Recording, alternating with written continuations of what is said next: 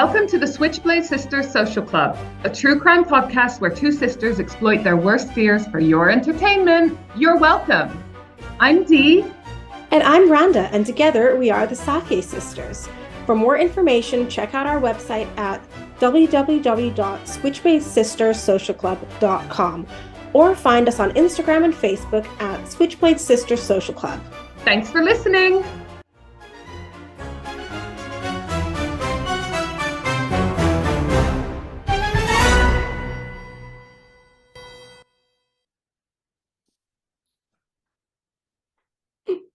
Hi, everyone. Welcome to our podcast, Switchblade Swiss. I can never say it.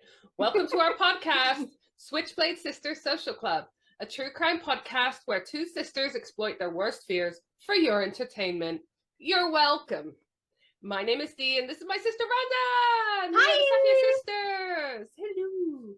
So you can find us on switchbladesistersocialclub.com.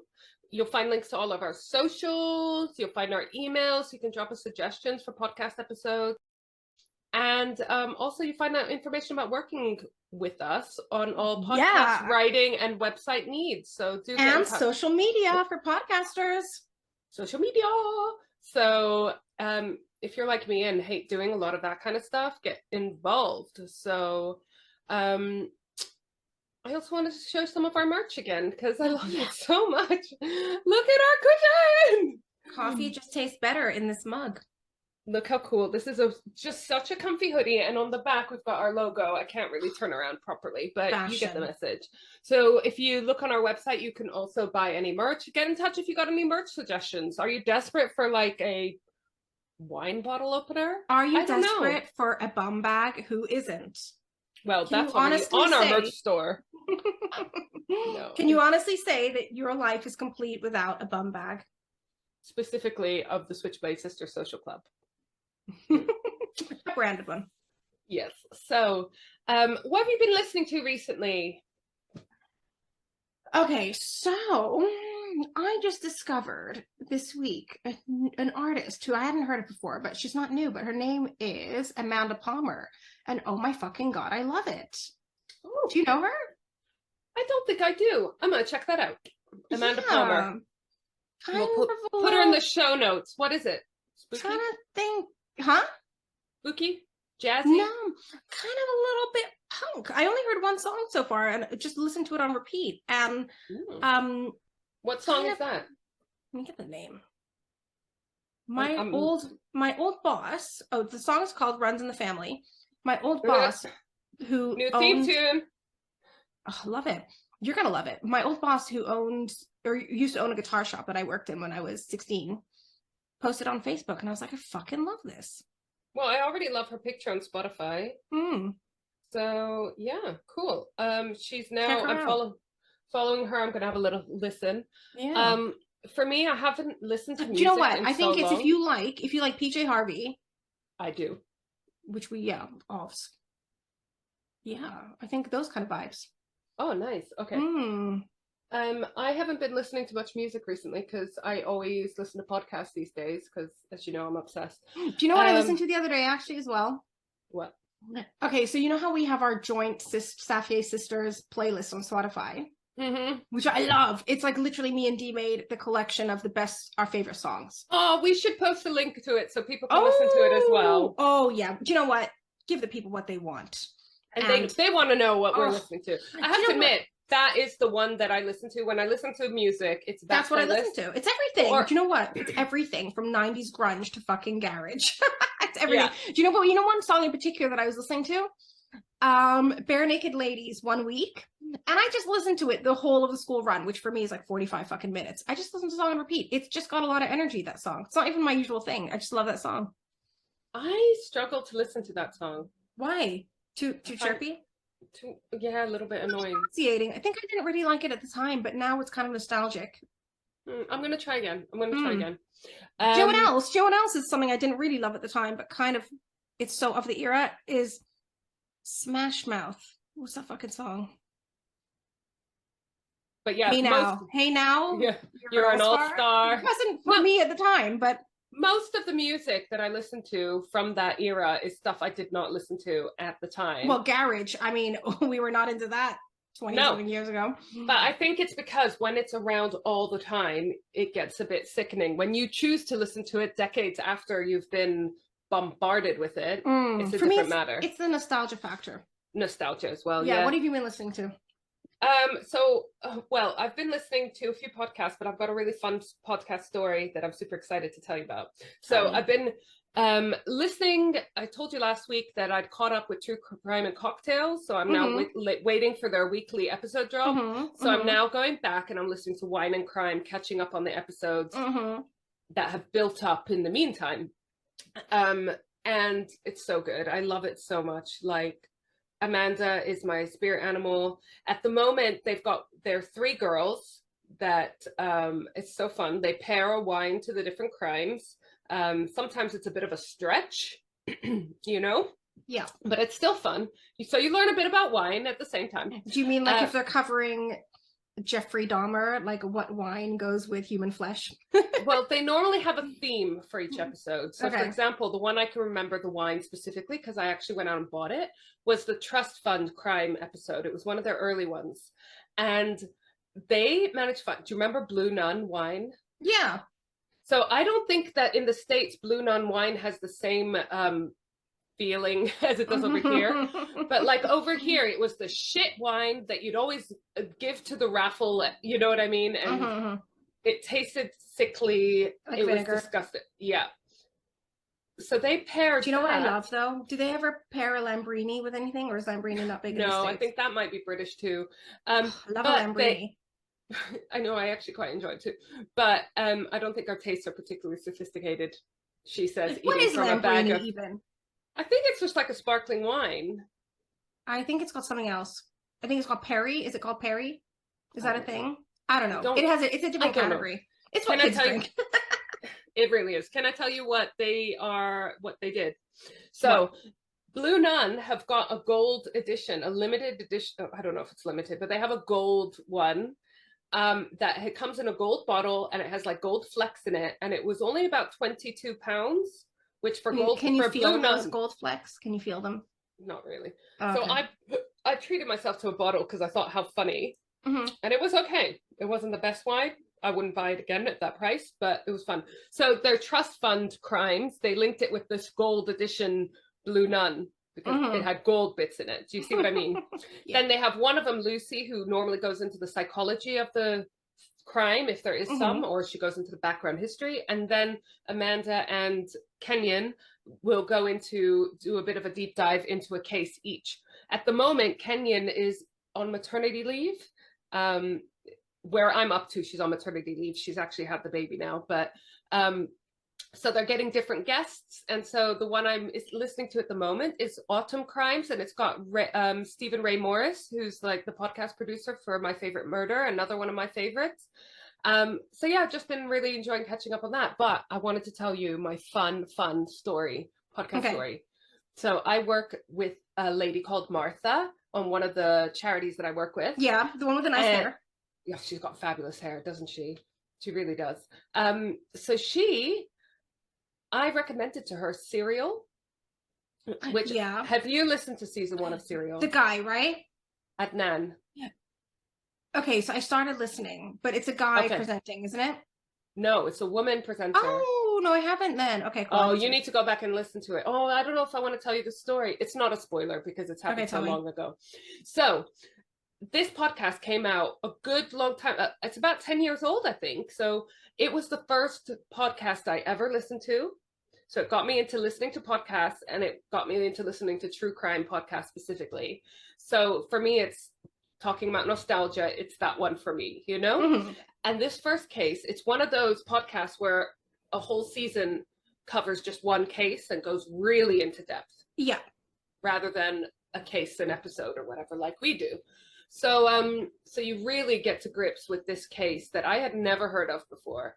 And it's a boy. He was a boy at the time. I think he was 16 at the time. This guy called Adnan. Oh, yeah. I know the story. Yeah, he was charged and convicted with the murder of his girlfriend at the time.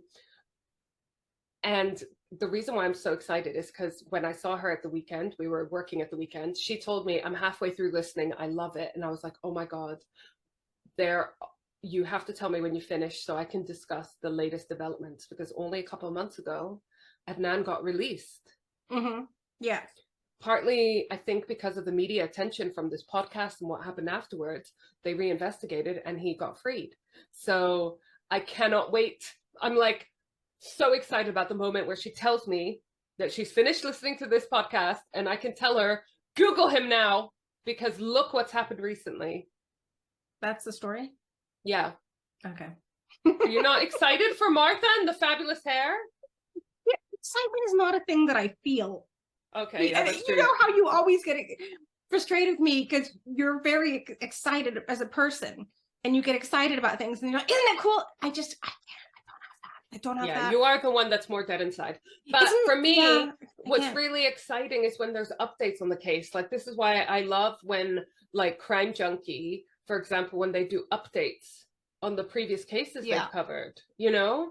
Because, and this is why the cases, we will only do, we haven't decided this is policy, but I'm making it our policy now, company policy.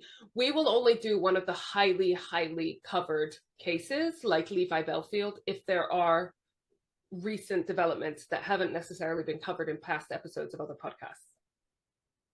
Okay, good. And that leads me into today's episode quite nicely. Okay. Because it's a slightly older case, but a lot of stuff has happened recently, and it's still to be, like, we are going to have to do an update to add to the end of this, because between recording it and releasing this episode, there's going to be a thing that happens that we will need to update on. So cool. We need to schedule that in. Can you give me clues? Am I going to know? I can give you clues. So it's British. British case. It happened in the 80s. Okay. And I wanted to do this one soon after doing the Levi Bellfield case, because if you remember, Levi Bellfield, they managed to convict him, even though it was in the 2000s. They managed to convict him without a shred of DNA. Yeah.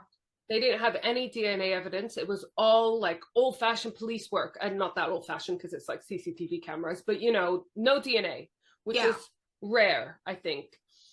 This case is the first one where someone is not only released, but convicted, thanks to DNA. Okay. Ever. Okay. So that's why I thought it was a really, really good one to sort of do soon after Levi Bellfield. Right, so I'm going to quote my sources, because you haven't guessed. So I'm just going to start. I haven't. You didn't give me much to go by. Okay, tell me. Well, no, let me tell the sources and then I will tell you who it is, okay? Okay. The main source is this book. Let me fetch it for you, because I'm really loving reading the books on the cases, you know? Do you know what? Your dedication knows no bounds. And this book was... show me. Oh, another link. Okay, so it's The Blooding by Joseph Wambach. I'm totally saying that name wrong. And he was a retired LAPD detective sergeant, so, you know, he knows his shit. The book was recommended in a talk that I listened to by my love, again, from the Levi Bellfield case. Remember? Colin. I went to a talk of his recently online because I couldn't attend it in person, where he recommended that book. I can't remember what context. So I got the book, and I didn't even know what case it was covering, but if Colin tells me he likes something, I'm going to fucking like that thing too. So I got the book and found out it was on a case that I was really thinking about doing for this podcast anyway. So great. That book came out soon after the case wrapped up. But as I said, there's been some modern developments. I don't know why I'm saying that smiling, because they're awful. Oh. Okay. And then I also used the Leicester Police Twitter page, and as well as the Police Gazette Twitter for some of the pictures that I'll show you, and some BBC articles, and of course some Guardian articles. Of course, that's our favorite newspaper. Yeah, what was the term? Guardian reading was like gruppy or something, or Guardian reading like hemp wearing. Whatever. I was like, compliment. Yeah. Those articles were for the more recent developments that weren't covered in the book, obviously. Yeah. So as I said, I picked this case because this is the first case to use genetic DNA profiling to both clear someone of a crime and to convict someone of a crime. So super exciting. You know, these things that we take for granted nowadays as having always existed. And both my love Colin and Steve Gaskin, who's also a former Scotland Yard murder squad detective. You asked him out. I did. He made his excuses. I know, it's awkward. I didn't ask him out romantically. I had a spare ticket to something I thought he'd be interested in. He just couldn't make it.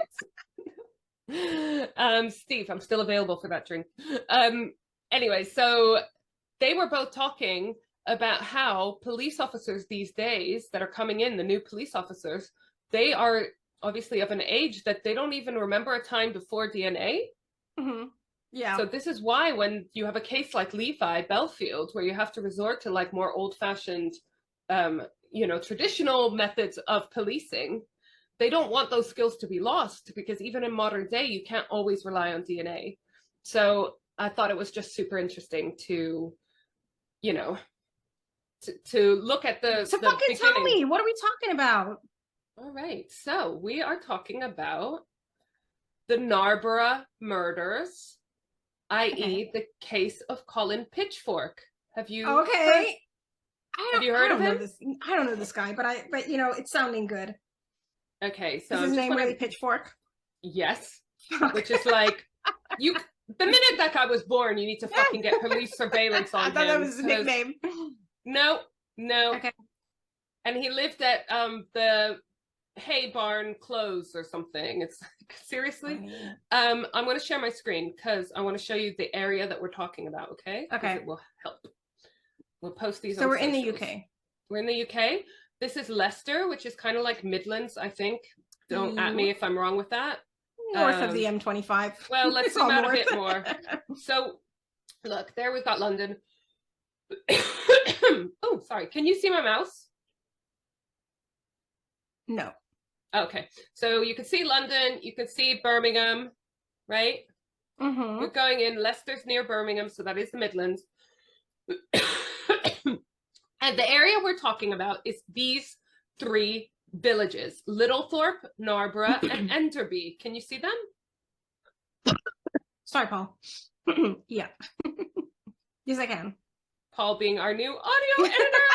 You know what? I'm trying to be on my best behavior, not saying because it's fucking annoying to have to edit out. So you can see these three villages right next to each other. They're Enderby, Narborough, and Littlethorpe, right? Cool. And you saw they're fairly close. They're like 4 or 5 miles from Leicester City itself. And here's the National Space Center, which I've actually been to, and it's super cool. So if you are ever around there, go to there. Okay, so we're talking about those villages. The village of Narborough is 6 miles southwest of Leicester City, and the neighboring villages of Littlethorpe is on the other side of the River Soar. At the time of the murders in the 1980s, the population of these three villages together was about 12,000 people. So really, really small, right? Yep. 3 villages, 12,000 people. I don't know what the population is today. There is a psychiatric hospital in Narborough called Carlton Hayes Hospital. So we're going to start with Kathleen Mann with 2 N's at the end. She was married for 5 years before her marriage ended in 1970. So she moved from Leicester to nearby Narborough for a quieter and safer life, which is ironic because that is not what she found there. She had 2 young daughters, and she was much happier there, even though when they first moved there, they were living in a cold water flat with outdoor toilet, which I think in 1970 was probably a lot more common. She met Eddie Eastwood at a singles club. He was very loud and he had loads of stories. Most of them were bullshit, but he was definitely very charismatic. That made me think of, that joke. Oh, if you've been to Tenerife, they've been to 11 Reef. Yeah, it's a good one. It's a good one. I feel like he was one of those type of people. Yeah. So Eastwood wasn't even his real surname. He changed it because of Clint Eastwood. What a dick. He's not a dick in this story. He's just... Oh, okay. I'm too judgy. Too soon. Yeah. I mean, he might have been. In this story, he's not playing the dick role. So in 1980, when Linda Mann, one of the daughters, was 12, and Susan Mann, the other daughter, was 14, Eddie moved in, and they got married in the same year. So he's got Linda and Susan as his two stepdaughters now. They moved into a semi-detached house near Forest Road by the hospital and the Black Pad footpath. Next year, Kathleen and Eddie had a daughter together called Rebecca. Susan, the older daughter, was known as a homebody, and Linda was more outgoing and like keen to grow up. But like, what teenager isn't, and what younger sister isn't keen to be entitled to the same privileges as the older sister? I wonder if people know who is the older one out of us two. Let's do a poll. Yeah. We're going to be hideously offended. Been a while since I've had Botox, but it's coming. All right, let's do a poll on that. That's going to be good for our self-esteem. Paul, make a note that we said we're going to do a poll on that.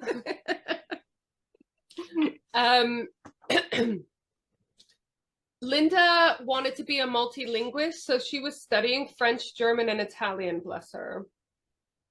Oh, God. Okay, that means something bad's happening. Okay. Yeah. On the 21st of November, 1983, which was a Monday, and very cold, Linda went out. She was wearing tights, blue jeans with zips at the ankles, white socks, and black tennis shoes. She was also wearing a donkey jacket with the stand-up collar. And for those of you, like me, who had no idea... Yeah, I was going to ask. What a donkey jacket. Yeah. Okay, I Google image searched it, so let me share it. Donkey jacket? Yeah. It's basically like a kind of more like a workman's utilitarian-y type jacket. Okay. You see? Yep. I mean, they all seem to be black. I don't know whether they have to be black. There's a beige and a gray one, but like kind of a functional. Almost like, yeah, like a functional, like a workman's type jacket. Yeah. So she was wearing that too. Linda also had a wool scarf in her pocket. She walked up 2 different roads to get the bus to her school, and then she came home on the school bus that day and went to babysitting at 5 p.m. on a nearby housing estate. She was babysitting until 6:20. When she was done, she went home and had a quick dinner with Eddie, her stepdad, and then was off again at 8:45 for another babysitting job. Bless her. Also, like, why are you letting kids babysit kids? I don't know. Oh, God. I mean, I did it as well, but it's like, seriously, I would have no fucking clue what to do you in were an emergency. so good. You were so good, though. I remember the kid you used to babysit. You were so good. But, yeah, I babysat a kid who had toilet issues. Yeah. I mean, there were some times where I babysat when the parents were at home and they just wanted someone to entertain their kids while they had their friends around. That I can understand much more because obviously the parents are there in case of an emergency. But a teenager is not going to be good in times of a crisis, and that's what I would worry about. I wonder if it's as acceptable these days, because obviously when we were younger it was totally cool, but I don't know. Anyways, so she goes to another babysitting job for a lady called Mrs. Walker. But she gets to Mrs. Walker's house, and Mrs. Walker is waiting outside and said that she didn't need Linda because she was ill. So she wasn't going out and she didn't need a babysitter. This was at around 6:55 p.m. Linda said she might go home or maybe visit some friends in the nearby village of Enderby. It was a full moon. When she walked home, she told her mum, Kathleen, that she was going to go visit her best friend, Karen Blackwell. She wanted to drop off £1.50 to Karen's mum, who had ordered the donkey jacket for her from a catalogue, which... It's also British, isn't it? It's so British, yeah. Linda said she'd probably hang out with Karen for a little bit, but that she would definitely be home by 10 p.m. At 7:10 p.m., hang on a second. someone sees her walking down Red Hill Avenue, and at 7:30 she arrives at the Blackwell's house and gives Mrs. Blackwell her £1.50. She then went off. I don't know whether her friend Karen was home or not, but she went off to a friend Caroline's to get a record that she had lent her.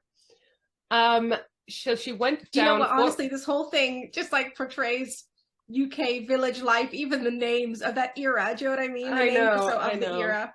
Oh, it's going to turn sad. Okay, keep going. Yeah. So she walks down Forest Road and then she goes up the Black Pad path, and she's not seen again alive. Her parents, Kathleen Mann and her stepdad, Eddie Eastwood, had gone to a ladies' dart tournament that night at the Carlton Hayes Social Club, and then to the Dog and Gun for drinks and darts until around 12:10 a.m. They arrived home at around 12:30 a.m. and Susan was still awake and told them that Linda had not returned home yet. Eddie drove around all the sort of gathering spots in the village where teenagers would hang out. And he also searched the Black Pad on foot, knowing that if she'd gone to this other village, she might have walked down this path. It's really sad because he must have passed within yards of her body when he was looking down the Black Pad. They called the police at around 1:30 a.m. to report Linda missing, which is just like, I know she's 15, living at home, etc. But you remember in last week's episode where you said that it took them 3 years to report Kathy missing? Yeah, sad. At 7:20 a.m. on Tuesday, the 22nd of November, the next morning, a hospital porter was using the Black Pad footpath as a shortcut to the psychiatric hospital and saw what he thought was a mannequin.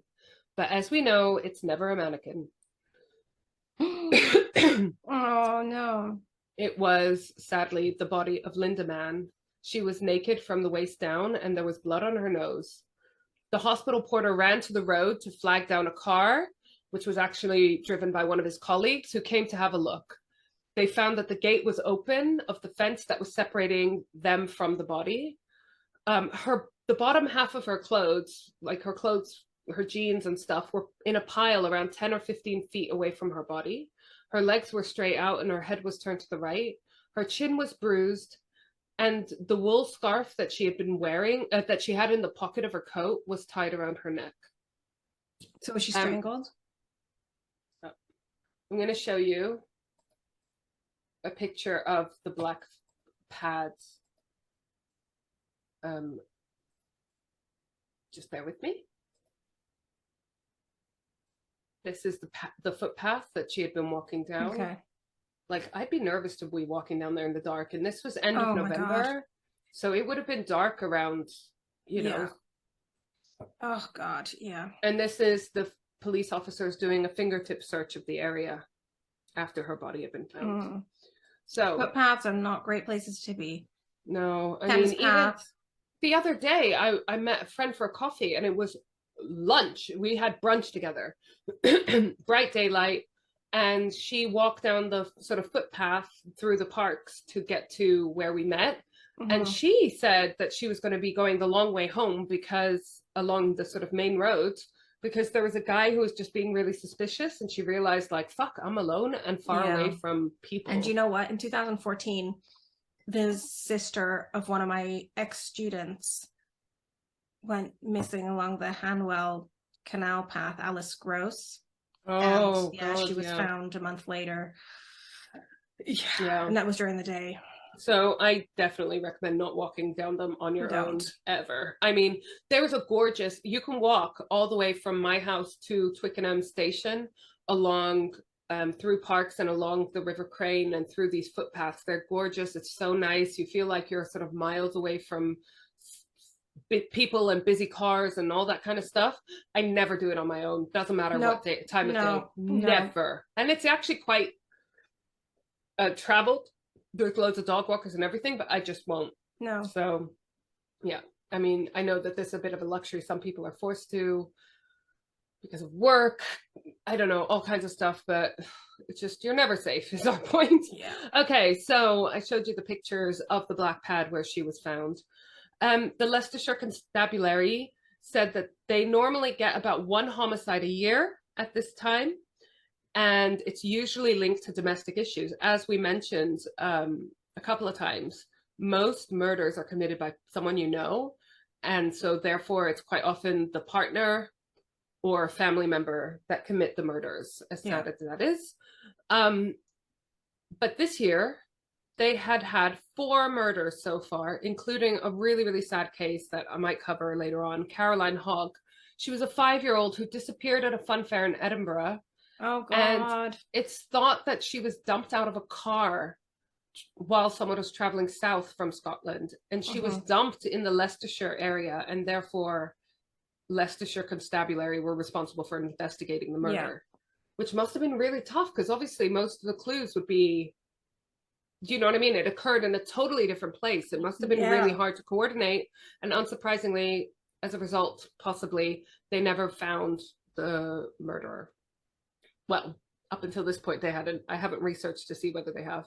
There was also a pet groomer who had been stabbed and left in some meadows. So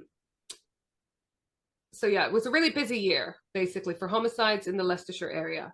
Detective Chief Superintendent David Baker, who had been a police officer for 27 years, he arrived at the scene at 8:30 a.m. And Inspector Derek Pierce was the main inspector on the case. He also appeared soon after. He was really keen to redeem himself after having been on the unsolved Caroline Hogg case. FYI, he had an English sheepdog named Ollie. Yeah. The book I read quite often mentioned the pets people had and their names, which I appreciate. So I will relay them to you because I have a dog called Lola, FYI. It builds a trust factor. Yeah. There was already several detectives on the scene and 30 uniformed officers, tracking dogs. Eventually, there was 150 people working on this case. So it was taken seriously.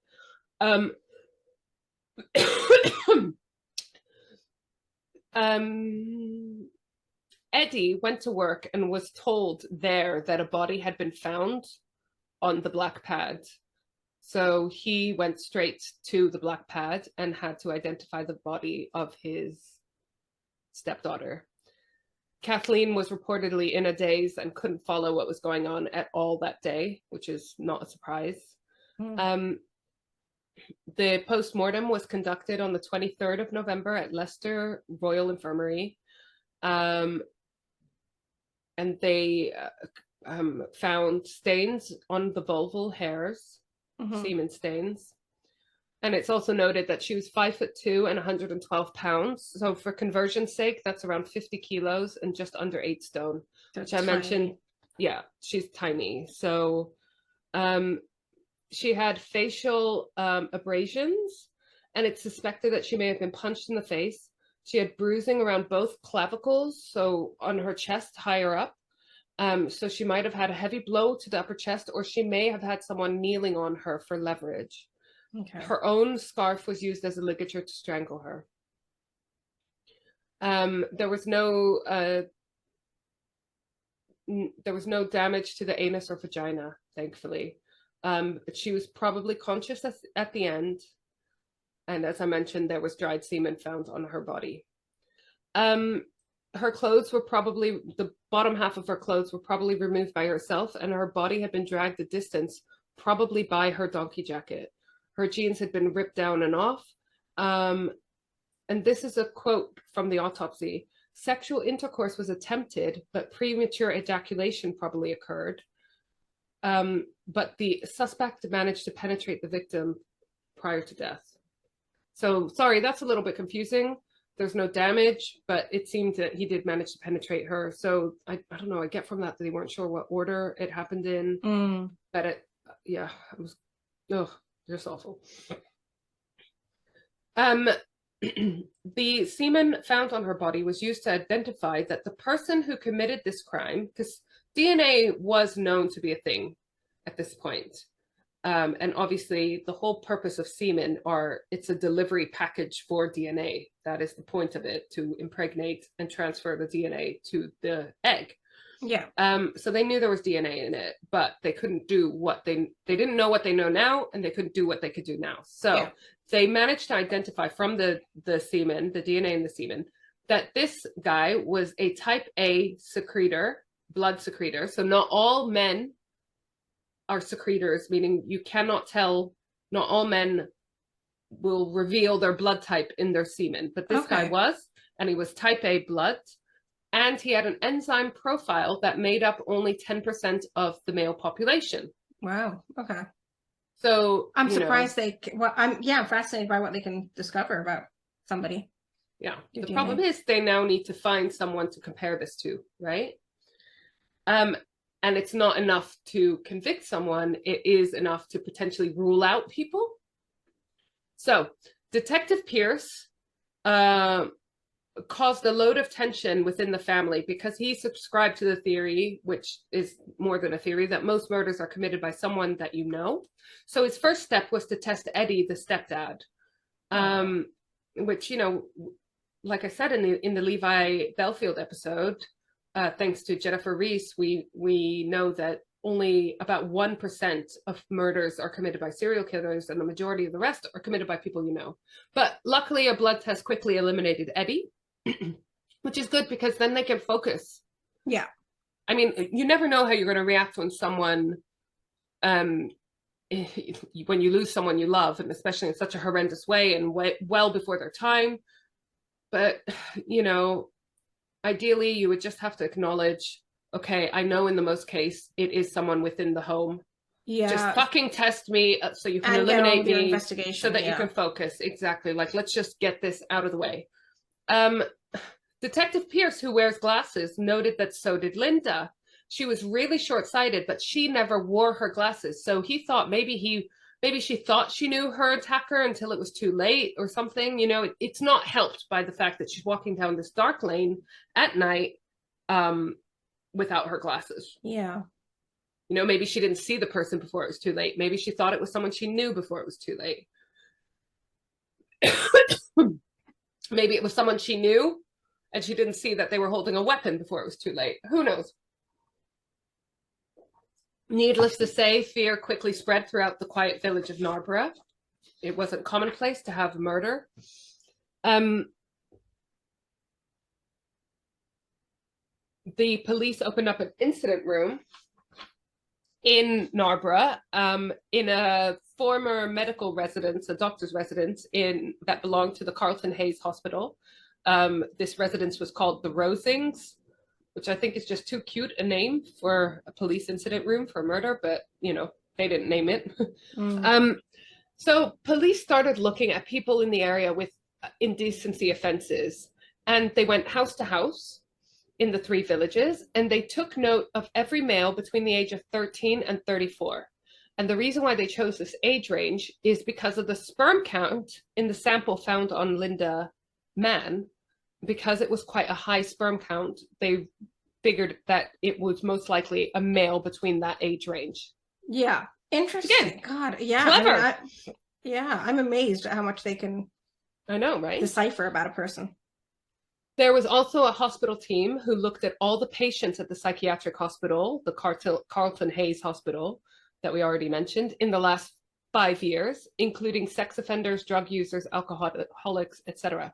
10,000 hospital patients were looked at. I mean, that's a big job in its own right, you know? There was a day center as well called the Woodlands, which was linked to the hospital, and teenagers used to hang out around there. Linda had been spotted there a couple of times and whatever, so they made it, you know, inquiries around the area and with people that hung out there. They got loads of tips coming in, as you can imagine. One in particular was a punk with a mohawk that was seen with a girl, but I just kind of think if you're going to go murdering or committing any crime, you'd be a little more undercover, huh? Like when we were proper goths in our teenage years, and we used to get followed around by store security all the time, and it's like, do you think if I was going to come on the rob, I would make myself this fucking obvious, right? Yeah. So anyways, meanwhile, fucking other people wearing just, you know, Gap clothes, I don't know, or puffer filling jackets their pockets. Back then. Yeah, filling their puffer jackets with lipsticks and whatnot. Yeah. Sorry. On the 15th of December, it was announced that lights would be put up along the Black Pad footpath, which seems like a really positive development. that came out of this, I suppose. Just interesting to note. This fact broke my heart. At Christmas, so Linda Mann was killed end of November, and that Christmas, Kathleen distributed presents bought by Linda because she had been so organized that she had bought her Christmas presents super early. Oh.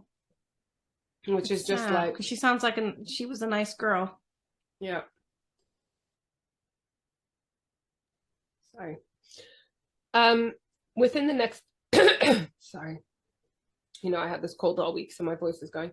Within the next few months, there were still about 100 officers on the case, and they had taken over 3,000 statements and followed 4,000 lines of inquiries. So it was being taken seriously, but they were still not much further. I mean, I suppose they were, in that they were eliminating all these people. On the 22nd of January, Police Constable Neil Bunny had on his list a house in Littlethorpe in Hay Barn Close, owned by 25-year-old Colin Pitchfork. He had recently moved to the area with his wife, Carol, and his baby from Leicester, 5 miles away. Yeah. Do you want me to show you a picture? Yeah. I don't want to see, but I also want to satisfy my curiosity. God, so he had a baby and he was a fucking killer. I mean, it's so easy in hindsight to be like, that guy looks evil, but realistically, you wouldn't. He just looks like a normal fucking guy. Like, literally just a boring, regular guy. Mm-hmm. So that's Colin Pitchfork. So this is the first time he kind of came on the radar. Remember, they were doing house-to-house interrogations of all men in that age bracket. He comes into that age bracket.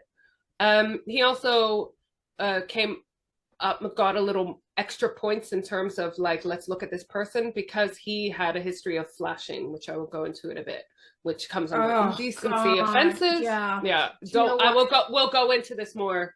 Save your, I also have to rant about this. Yeah. So because he fit the age group, because he lived in the area, because of his indecency, they obviously went to his house and they queried him and they interrogated him. But he was made lower on the list because he actually only moved to the area 1 month after Linda Mann was murdered. But he had ties with the area because his father-in-law lived there. Yeah. And he was only in Leicester, 5 miles away. It's not like that fucking far, you know?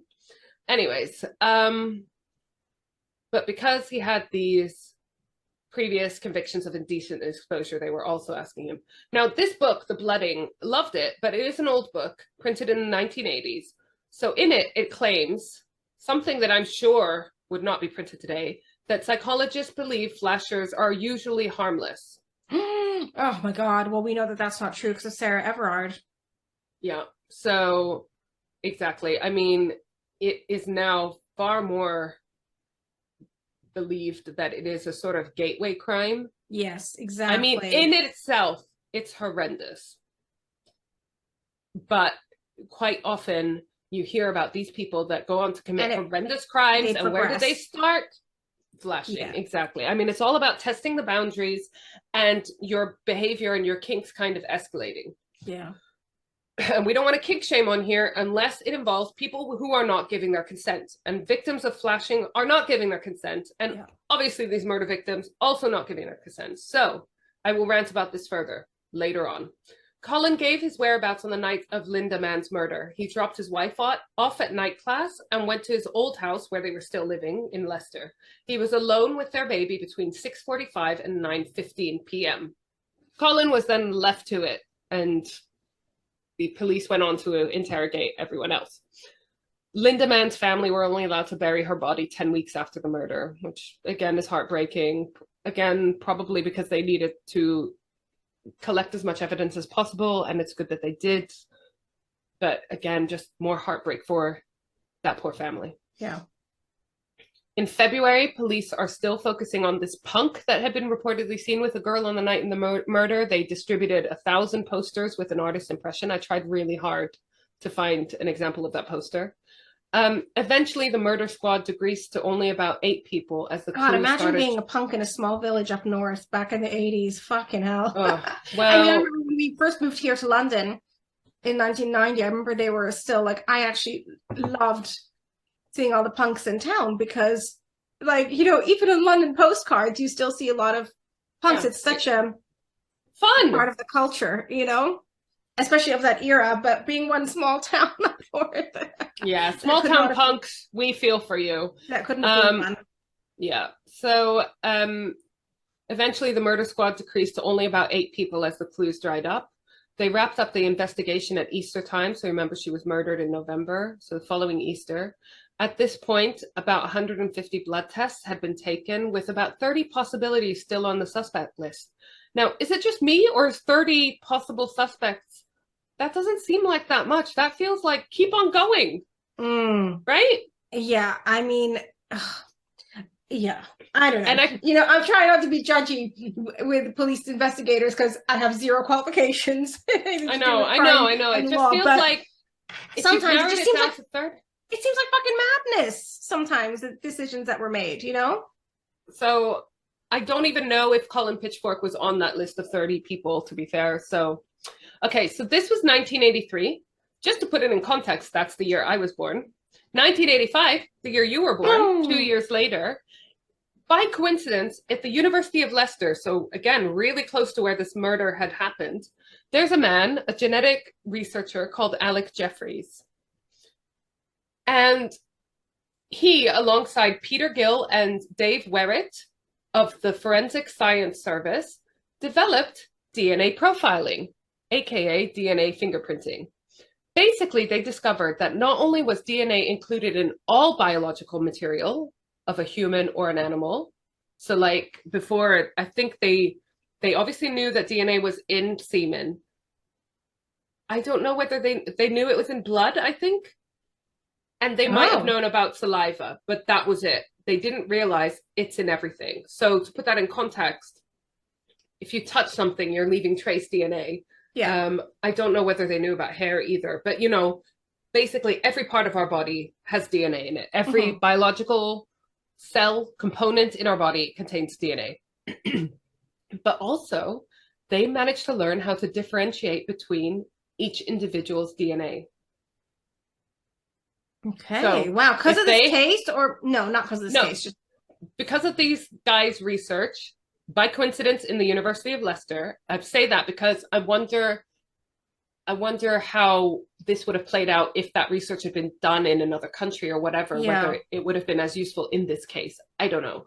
So, but yeah, what that means is if they have a DNA sample and they have you, they could take DNA sample from you and see if that is actually your DNA. Yeah. So remember previously I was saying they knew he was blood type A, the suspect, blood type A, and with a certain enzyme makeup. So all they could say was at that point, okay, well, this guy has that, so he could possibly be the suspect. But it's not specifically saying this came from this guy's body, you know? Or it could rule someone out because he is blood type B, for example. But they couldn't match a person to a DNA sample. Whereas now, with this research, they can. So it's also thanks to them that they found out that you can compare DNA taken from a person to old DNA samples. Okay. So you can even, in theory, use this to help solve cold cases. And also, they learned how to separate this DNA from vaginal cells. So again, super useful in rape cases. Yeah. To separate the female victim from the male So this is suspect. all a year after her 2 years after-ish, this came out 2 years after the Linda Mann murder. It was also this research that later enables us to have a DNA database. Previous to that, you had to have a sample and the suspect together to compare the sample to the suspect's DNA. But with a database, you no longer have to have the suspect in hand already to have his DNA. If it's in the database, you can use this to find out who the suspect is, right? So previously, if you had DNA that you managed to find from a murder, you would have to find a suspect to test against the DNA sample found at the crime scene. But now, with the DNA database, you can just run the DNA sample through the database, and it will tell you who the suspect is. So did they reopen the case?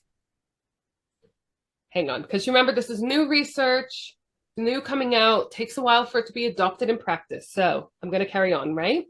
So this is very, very exciting stuff that's happening, and the implications for crime detection, especially now with hindsight, is phenomenal. 1 year after the Lindemann murder in November 1984, Alex Jeffries and his team went public with their findings. So maybe my date is wrong because I just said 85. But basically, soon after Lindemann's murder, Alex Jeffries came out and published his findings. And in 85, Alex Jeffries predicted the chance of two people having the same DNA was 0. This is with the exception of identical twins, fraternal twins. Although fraternal? Is fraternal twins identical? No. Oh, ours are fraternal. Oh, what's identical? They look the same. Sorry, I thought they were called. Oh, okay, whatever. Fraternal is like when they're not identical, like what Che and Rio are. Right. Okay. I'm an idiot. You can leave that in. No. Okay. The people who are idiots that ask me if mine are identical when they're a boy and a girl. Yeah. Okay. Those people need to stop a moment, have a thought before they speak. That being said, our dad asked me that. And I said, what? When I questioned him on what the hell he meant by that, he said, I don't really know what it means. I don't know what I meant by that question, is what he said. Anyway, so don't feel silly. Oh, bless him. Okay, so identical twins have the same DNA, but I've been reading recently that now with genetics having been developed and the study of genomes, don't ask me what a fucking genome is, now the genomes are being more understood, we can also now differentiate between the DNA of identical twins. They don't use that more to their advantage, huh? Because I remember an episode of I think it was an episode of Jerry Springer where a lady didn't know which identical twin had impregnated her, and there was no way of telling who the father was. Jesus. I used to teach identical twins who used to like always swap themselves out. Like go to like different classes, pretend to be each other. You would, wouldn't you? Of course. We would. We would. Wouldn't we? Because it'd be fun. Yeah. Why wouldn't you? Yeah. So 2 years after Lindemann's murder, just a little point to remember for future reference, a hairdresser nearby was sexually assaulted, but she survived. So put a pin in that because it comes up later and it's super important, okay? In the meantime, so there's a new person coming into the picture. A teenage boy called Richard Buckland comes onto the police radar.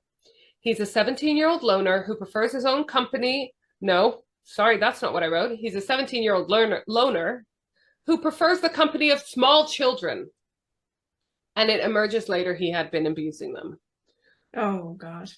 So again, just remember that name, Richard Buckland, 17-year-old teenage loner.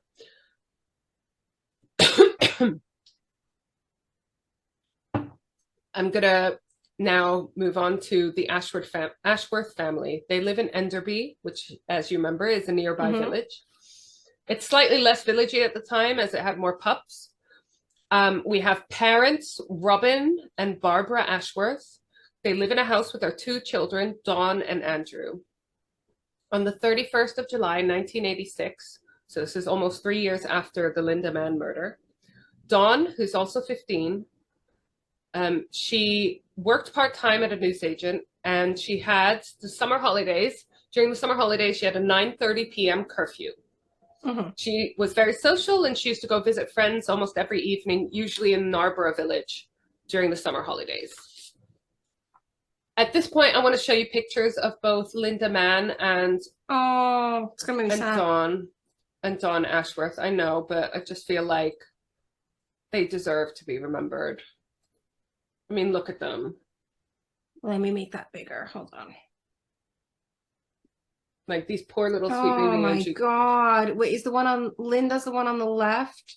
Linda's the one on the left and with the shirt collar. And on the right, they look like little kids.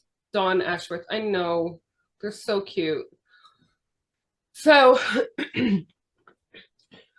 I just wanted to show you the two pictures because I wanted to get across. These were children. They were poor, sweet little baby angels, you know? So on the 31st of July, Dawn went to work as usual. Her work was at this newsagent. It was only a couple minutes walk away from her home. She got paid at 3:30 p.m. and walked home.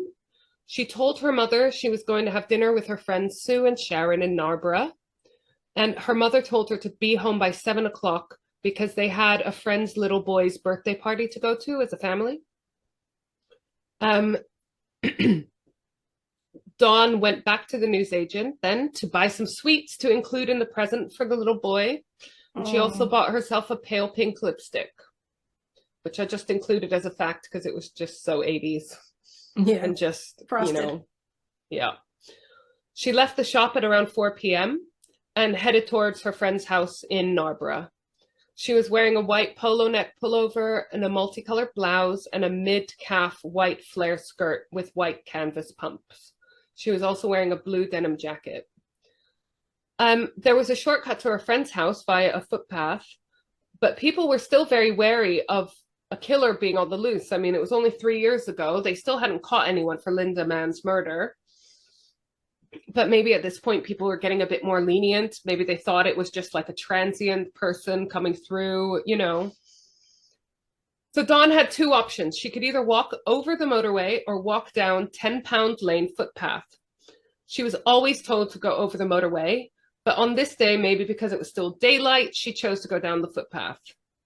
She came out the other end of the path towards, on the side of the path where her friend Sharon Clark lived. Sharon wasn't there, so Dawn went to try Sue's house, but Sue wasn't there either. Dawn was last seen going back towards the 10-Pound Lane gate. Robin Ashworth, the father, left work at 4:40 p.m. and was home soon after. Soon after that, he gets a call from Sue, Dawn's friend, asking after Dawn, but he told her Dawn's not home yet. Robin then takes the dog for a walk. He's an English setter called Sultan. It just reminded me of this. There's someone who takes his dog for walks in the same park I go to with Lola, and he has a Rottweiler, and it's one of Lola's besties. His Rottweiler is called Sultan, and he's just it's a good gorgeous, name. Soppiest animal, as many big scary looking dogs are. Still wouldn't leave him alone with a child, but anyways. You're not going to test that theory. Anyways, so at 7 p.m., Dawn is still not home. Her parents were instantly worried. So this was out of character for her. Barbara, the mother, went to drop off the birthday presents at the little boy's house and came straight home by 7:30. So clearly they were like, we're not going to a party. We're going to look for Dawn instead. She tried Sue's house and learned that Dawn had not been seen since 4:30 p.m. Her parents and friends start searching immediately. When Dawn was not home by 9:30, which was her usual curfew, her parents called the police. So I guess they were giving her the benefit of the doubt or thinking that she might have forgotten about the party. Just like Eddie, Robin, the dad, had in his search walked within meters of his daughter's body. Oh, God. Robin is interrogated, including about where he was on the night of Linda Mann's murder. Mm-hmm. And soon after, Dawn was found concealed by brush, naked from the waist down, underpants on her right ankle, shoes off, bra pushed up. There was blood on her left thigh, and she was wearing only one earring. She was found on 10-Pound Lane. I'm going to show you a picture of 10-Pound Lane. Am I? I don't think I am, actually. I don't think I found one that I could use without paying. She had many injuries and many of them were post-mortem. And she was covered in insect bites and stinging nettles. So did the police automatically link the two murders? Let me get to that. Oh. Robin had to identify his daughter's body. She had bruising and abrasions on her face and chest. There were severe injuries to the perineum, where the attacker had, sorry, this is really graphic, penetrated both her vagina and her anus. This was done either at the time of death or post-mortem. She died of manual strangulation. Now, more than 200 officers were allocated to the case. Villagers reported hearing screams at 5 p.m. and then a running 20-year-old. Kathleen Mann made an appeal at this time, saying that anyone covering for the murderer of her daughter is now responsible for the second murder. And I 100% agree. Because, you know, someone may or may not have known something at that time that could have led. I don't know whether anyone knew anything at the time, but yeah. £15,000 was offered as a reward to anyone with information leading to an arrest. On Friday, the 8th of August, the murder squad went to Richard Buckland's house. Remember the 17-year-old I mentioned before? This is just over a week after the Dawn Ashworth murder, because he'd been going around talking about this murder to colleagues and revealing information about the body that had not been made public. So, like, for example, she had a £10 note in her pocket from when she got paid that day, and he had mentioned this to a colleague.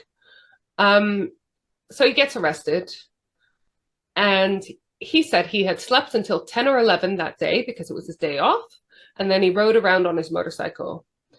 He claimed that he knew Dawn by sight, but not well enough to, like, talk to her. So he had seen her, but he didn't approach her. He then claims that he did talk to her and that he walked her halfway down the lane before leaving her.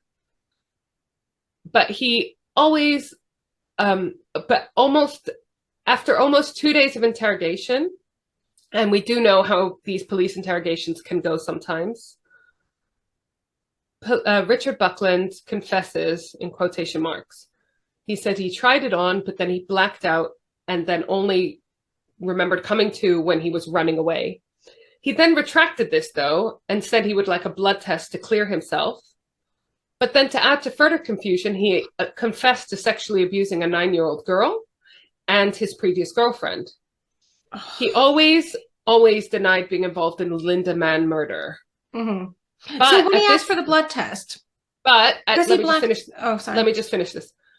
He denied being involved in the Linda Mann murder, but it was always thought by the police that this was done by one person, not two separate people. So it was an extra confusing factor that he was confessing to one murder, but not the other. Mm-hmm.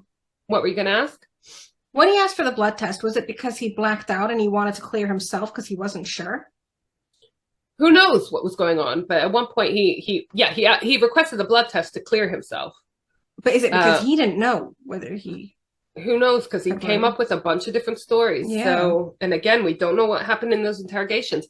And this reminded me very much of the Levi Bellfield case. If you remember, the police department looking at the murder of Marcia McDonnell already had a suspect that they couldn't investigate further because of the Mental Health Act and because he was in a mental health institution. Yeah.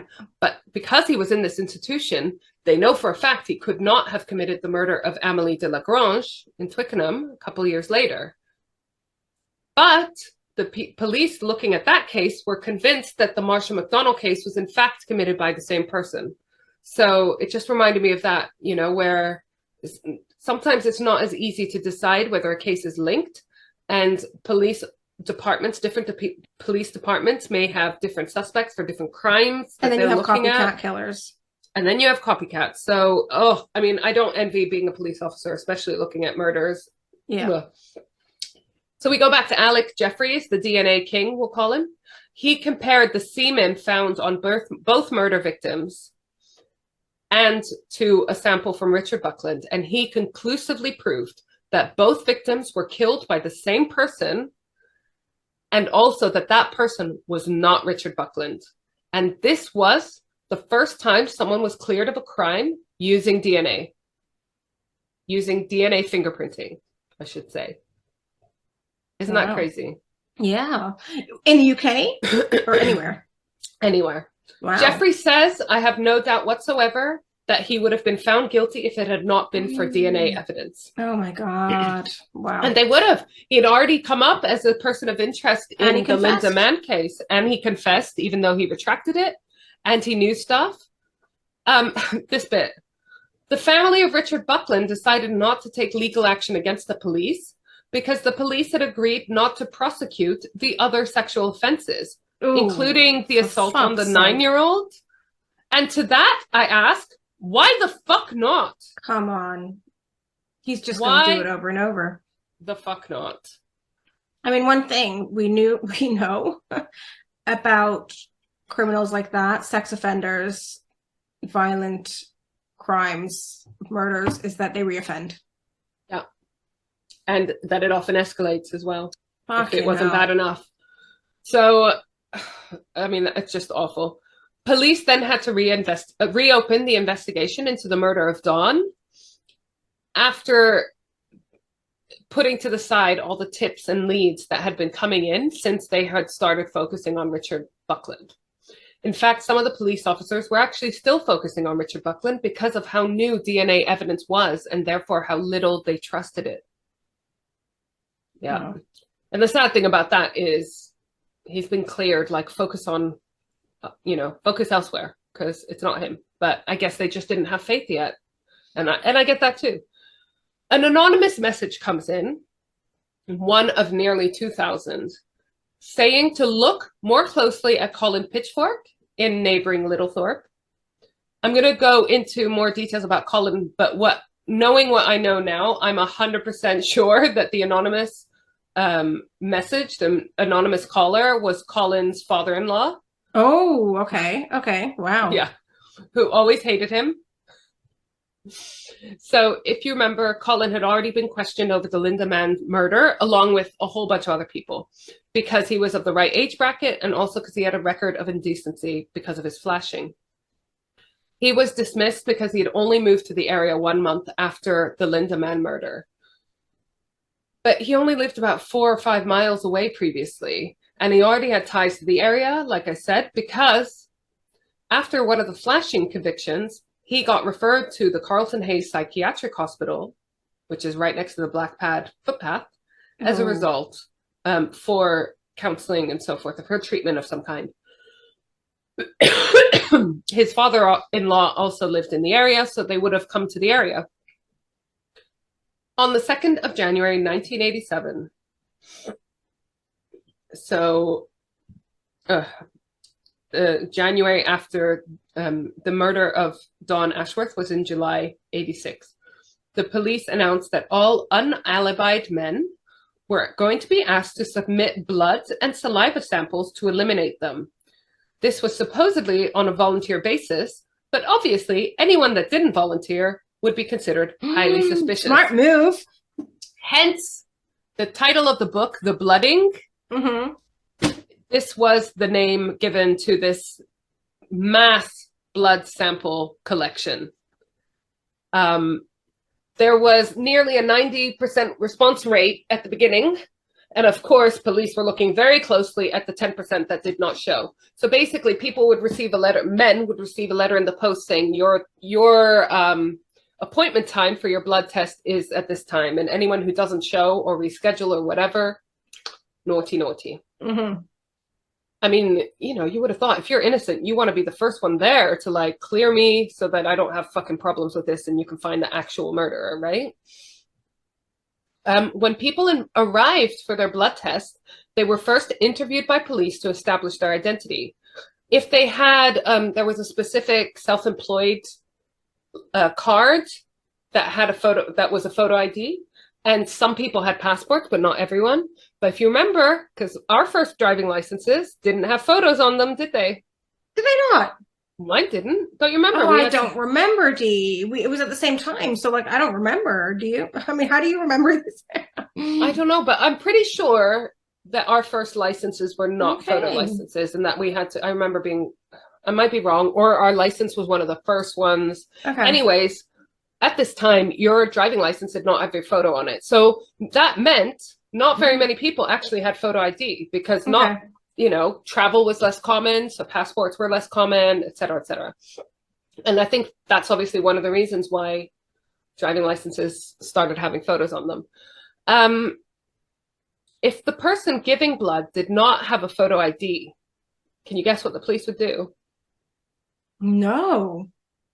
They would take a Polaroid and then go and confirm the identity with a neighbor or a colleague at a later date. So they'd go up to your neighbor. Is this reliable? Is that reliable?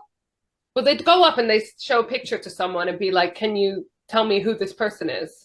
Okay, but still, like, if you were trying to cover up a crime for somebody, you wouldn't be like, oh yeah, that's... Well, I'm pretty sure this is why they started putting pictures on driving licenses. Even if it's reliable, it definitely seems like a lot of fucking manpower wasted, right? Person power, I should say. The blood test was first to check whether they had the blood type A. And if you did, and you had that same enzyme category, then they would send your blood to Alex Jeffrey's lab for a full DNA test. So first they want to make sure if you're one of those 10% that match the blood type and enzyme profile. And if you were, then you would go off to do the full DNA test, which will produce the results that are yours and yours alone, right? And compare it to the sample they have from the murder scenes. Okay, so now I'm going to give you a bit of history about Colin Pitchfork. I've already shown you his picture so you can visualize him. Really just looks like a nothing guy, right? And he really was.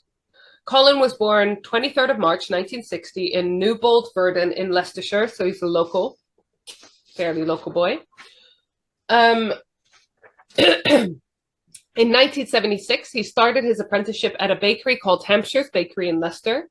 He worked there until his arrest, obviously moving up from apprenticeship to employee. He was a cake decorator and he hoped to start his own business. Apparently he was super talented at cake decorating. Here are some of the quotes from his supervisor about him. Let's see if they raise any red flags to you. Oh God. A good worker and timekeeper. Great. Couldn't leave women employees alone. Oh, for fuck's sake. Like, how do you keep your job? Yeah. How do you keep your job, let alone... Oh, my fucking God. Yeah, get rid of him. This is the problem. Men got away with a lot of shit until not so long ago. I mean, I suppose I can understand not reporting him to the police, but like, and we don't really know fully what this means, but surely couldn't leave women employees alone is enough to fucking get rid of you. I mean, to be honest with you, in my not last teaching job, the teaching job before that, which was just 6+ years ago, we had a horrendous line manager, head of faculty, who was he was like something from a Carry On film. I mean, is this the one you tried to set me up with? No. He was actually a gentleman. That one. That was Michael Warren. He was a gentleman. No, the other one. Yeah, too nice for me, we decided. The other one, Jesus Christ, should have been fired 10 times over. He would say the most fucking inappropriate things. I mean, even when he left to go to a girls' school, everyone said to him, just keep your mouth, don't fucking say those things, you know? But anyways, yeah, just goes to show, even in the school, not so long ago, people don't get fired for shit like that. There you go. If you have employees like this, fucking fire them at the very least. Like, no one should be made to feel uncomfortable in the workplace because someone else's shitty behavior. Anyway, I mean, I know it's like hindsight's 2020, but this alone, I don't think people realize how serious it is, how uncomfortable it is for the victims of people that are harassy. And, you know, it can escalate, and it does. So Colin and Carol met when she was working at Bernardo's home, and he was volunteering. Both were about 19 years old. Colin was already 4 years into his flashing career at this point. He always, in his defense, and this is the last thing I will say in his defense, had been open with Carol about his history of flashing. Oh. And she's that I ask, what the fuck, Carol? Anyways, he was a scout leader because his family were very into the scouts. They were like a scout family. Terrifying that he worked with kids. He got kicked out because of his behavior, and then so he just rejoined a neighboring scout group. I mean, you know, before the time of everything being computerized and online and blah, blah, blah, it's much easier for your indiscretions in one place to be unnoticed in another. So he was going for his Duke of Edinburgh Award, which for those who don't know, is when you have to do a certain amount of activities and community service and a bunch of other stuff, and then you get this prestigious Duke of Edinburgh award. And that's why he was volunteering at the Barnardo's home. Colin and Carol got married, and while they were still engaged, Colin got done again for flashing. And this is the time that he was sent for counselling at Carlton Hayes Hospital, which was by the Black Pad footpath, where Linda Mann was murdered later. When Carol was pregnant with their first child, Colin admitted to cheating on her with someone from his cake decorating class. Colin managed to get Carol to forgive him. Oh, this really sticks in my throat. Saying their kid needed both parents. Yeah, and this feels particularly cruel because, like, if they split up, it's her fault that their kid comes from a broken home and not his fault. He was obviously a manipulator. Cheating on his pregnant wife. I know. He was definitely a prime manipulator. I don't know what's going on with Carol that, you know, she's tolerant or has these insecurities or these vulnerabilities that he manages to exploit. Yeah. But poor woman. Soon after the baby was born, they moved to Narborough because Carol wanted a fresh start, because she just found out her husband had been having an affair in her bed even, and she wanted to move closer to her father, who she was very, very close to. In 1986, Carol finds out that Colin is having another affair and that woman got pregnant. Oh, for fuck's sake. How is this guy getting, like, so many women? I don't know. Carol also describes Colin as being a control freak that wouldn't let her further her career because it was threatening to him, which I would have guessed that at this point, knowing what I know about him. Yeah. Sadly, in January 1987, the baby from the mistress was born very premature and stillborn. Colin was distraught by this, especially because it was a baby girl and he always wanted a baby girl, which is even more sickening when you think of what he is capable of doing at this point, flashing and all sorts. January was also the time that he got his letter from the police reporting for voluntary blood testing for the Dawn Ashworth and Linda Mann murders, right? Mm-hmm. Colin approached not one, not two, but 3 different colleagues asking them to take the test for him. What did either of these 3 colleagues come forward? I will get to that. All of them declined, which I suppose is something, and he fed them bullshit. Like, I think he told them that he told one that he had this flashing record, and so he didn't want the police to assume that he'd done it, blah, blah, blah. And it's like, well, they have this DNA testing, so even if the flashing, they will be able to eliminate you if it's not you. Like, what he's saying is not making sense, right? He also claimed he was scared of needles, scared of police officers, scared of being set up, blah, blah, blah. He then approached Ian Kelly, who's a 24-year-old colleague who is often described as simple. So again, he is targeting people that are vulnerable, right? Yeah. Sorry, I'm just shifting, and I want to use this as a moment to highlight our merch again. I'm on one of those annoying sofas where the cushion cover slides out a lot. Do you know what I mean? Yeah. Hate it. First world wine. Hate it. So he approaches Ian Kelly, who's a 24-year-old colleague, often described as simple. I said that already, cut that out. Colin claimed he had already taken the test for his friend who had a criminal past, so now he couldn't take the test as himself. It's like, why would you do that? You know you're going to be called up, even if this was true, which obviously it wasn't true, but that's not a believable story unless the person you're telling it to is, in fact, really simple. Yeah. Because you know you're going to be called up too. You know you're going to have this situation. So he pressured Ian into taking the test. Colin doctored his own passport with a picture of Ian, which sounded super easy in the 80s. Like, he picked up Ian after work and then they doctored the passport and then they went to the blood test. I can just imagine them doing it with that sticky back plastic. Good old Stanley knife. Oh my God. He didn't even bother doing it like the day before to make sure it was believable or whatever. He just did it on the day. Like, it sounds like it was a 5-minute jobby. Anyway. Colin even drove Ian to the blood test center. So Colin was cleared of all the crimes. He got a letter in the post saying that he was cleared of the crimes. And And he confessed to Carol about the affair and the baby that died stillborn. Carol kicked him out. At this point, the mistress started calling Carol regularly, pestering her, telling her that she could have Colin whenever she wanted, and so forth. And like that poor woman, you know, very little judgment there because she just lost her baby. She's in an awful situation. We don't know much about her. But I mean, that's not really cool, pestering this poor Carol who like there's so many victims apart from the 2 murdered girls. There's so many victims of this guy. And that's the thing, isn't it? These people who commit horrendous crimes are master manipulators. Yeah. So the affair didn't last much longer, and then Carol let Colin move back in soon after. During this time, after the blood test taken by Ian Kelly says that there was loads of accidents that seemed to be happening to him at work when Colin was around. Like he felt like Colin was kind of intimidating him, basically to keep quiet, you know, like I could have you. What sort of accidents? Oh, I don't remember, but you know, he was definitely making his presence known. Yeah.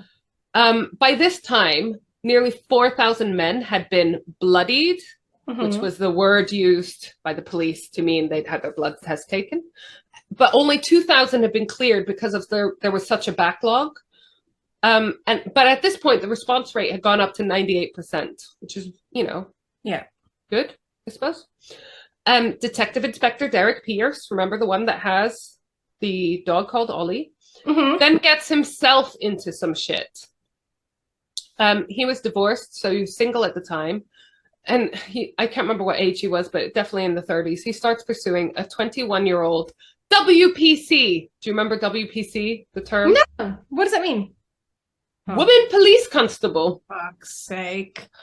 I just want to say I hate this term and I'm so pleased it's no longer in existence. Fuck's sake. Because if you can't see anything wrong with this term, imagine if we added man in the front of every job title. I'm going to go around and refer to everyone who's any male that's working as a male such and such, just to highlight how fucking weird it is. It's weird and obviously sexist. I'm going to start saying male prime minister or the male postman. I want to start doing it all the fucking man baker.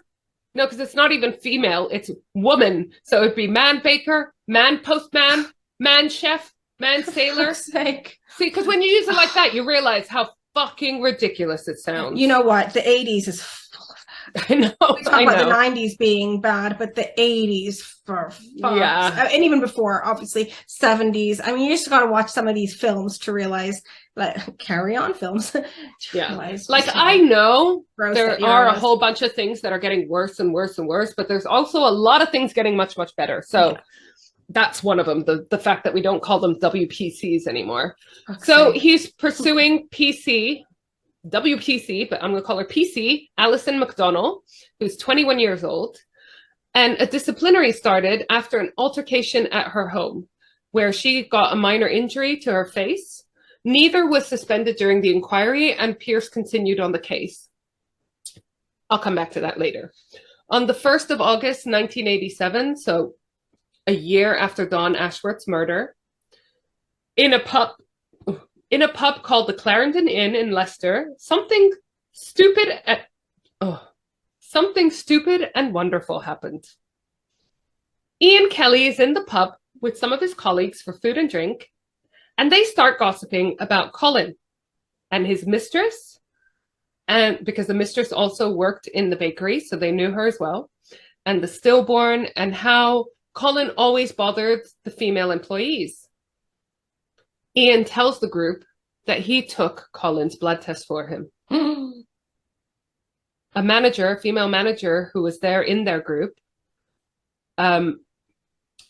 someone else in the group was one of the other 3 guys that Colin had asked to take the test for him. So he says, oh yeah, Colin asked me to do it as well, but I didn't.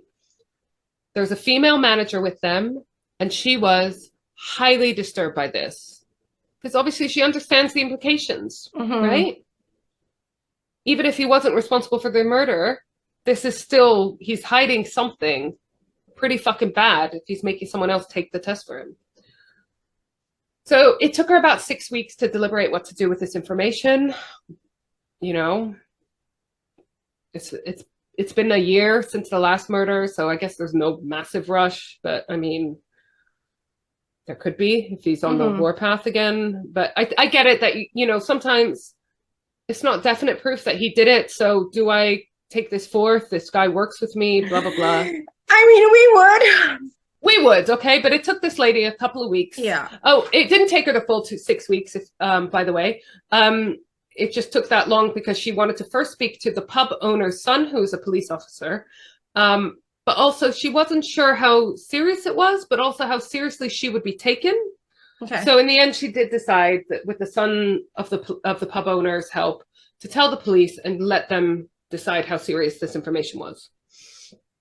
So the police did take it seriously, luckily. They pulled up the signature from the blood test, from the form that you have to sign on the blood test, and from the pro forma, from the form that Colin signed when they had come to his house to interview him after the Linda Mann murder. Oh, okay. And they did not match because obviously one of them was Ian Kelly's fake signature. Now, Ian had practiced and practiced and practiced the signature, but actually on the day of the blood test, he had the flu and he was completely out of it. That's part of the reason why Colin drove him to the blood test. And he said that he just could barely even see or write or whatever. And so that's probably why the signature was horrendously bad. But possibly these, you know, signature experts would have spotted a fake anyways. So on the 19th of September, police decide to arrest Ian Kelly and the other colleague who had been offered £200 by Colin to take the blood test for him.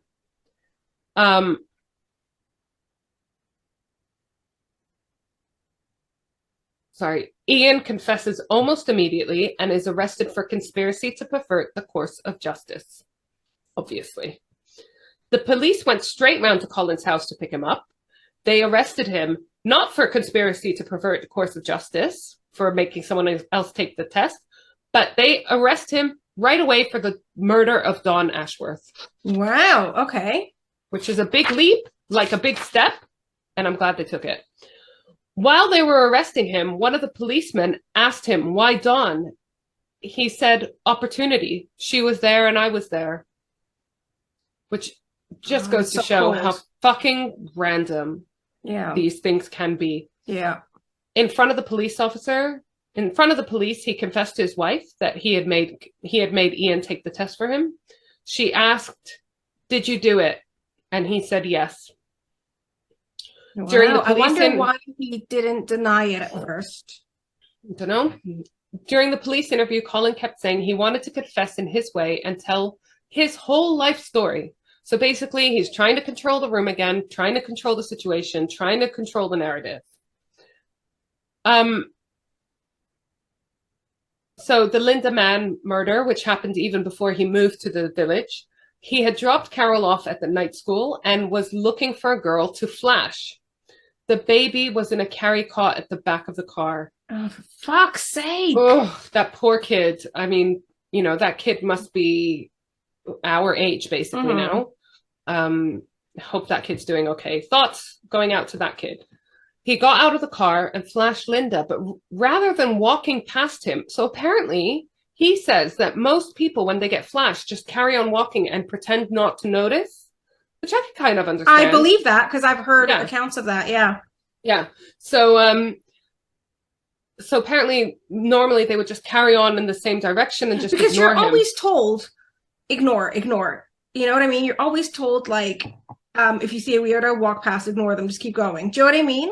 Yeah. Well, apparently because you don't interact with them because you don't want to piss them off and something worse happen. Well, Linda's reaction was also quite understandable, I think.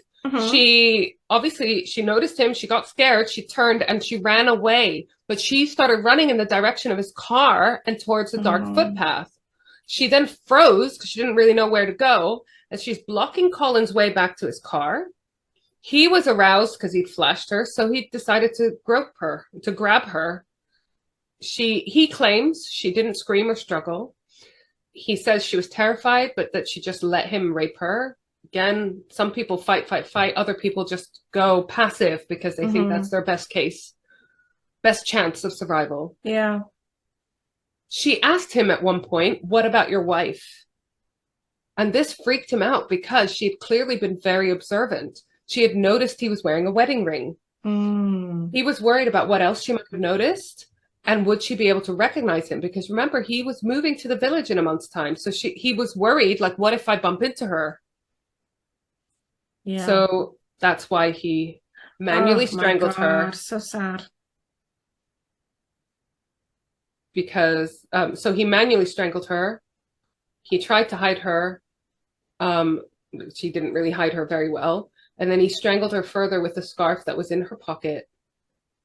He called this his insurance policy. And his kid is in the car. His kid is still in the car, waiting for his dad to come back. Wow. Colin's next interview was about Dawn Ashworth. He was out getting food coloring for a cake that he was decorating, which just feels so contradictory and gross, right? Like, that's such a wholesome activity. So had he planned, okay, so he planned to flash but not murder that night. Yeah, but he's not meditating these flashes either. He just saw her and was like, oh, cool, I'll flash her. And then interesting, because like with Levi Bellfield, they go and pursue, don't they? They follow and pursue and stalk. Yeah, Levi Bellfield, most of the girls, he approached them. They rejected him, and then he attacked them. Yeah. So these things, and yeah, his attacks got increasingly more violent until he was murdering people, right? So he went out with his motorcycle. It was broad daylight. He saw Dawn entering 10 Pound Lane and decided to follow her. Again, he was convincing himself that he was just going to flash her. He ran up behind her and then ahead of her to get ready to turn around and flash her. But she was too fast. And he said, I wasn't even ready. I hadn't even opened my trousers yet. So no, I don't feel sorry for him, but he was caught unawares. He wasn't ready. And again, like Linda, apparently she didn't run or walk in the direction expected. She ran away in a different way and therefore blocked his exit.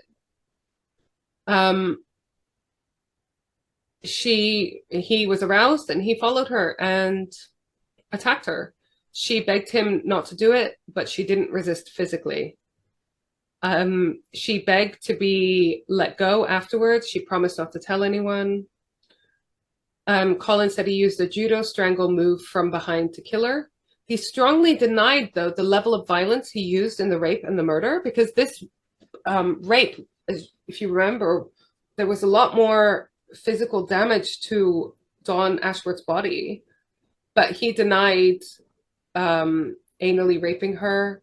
He even denied hiding the body, which led to a little bit of confusion about whether Richard Buckland might have perhaps found the body after the fact. Oh, God. You know what I'm trying to say? Jesus Christ. Yeah, I know. I mean, there's just far too many sick people in the world. Then, after this, Colin goes back home and bakes his cake. During the interviews, Colin confesses to flashing how many girls? Oh, is it in the hundreds? Over 1,000. So for anyone who thinks that indecent exposure is a minor offense, I want you to think about Linda Mann and Dawn Ashworth and Sarah Everard, as well as all the other people killed by those who started off by flashing. Yeah.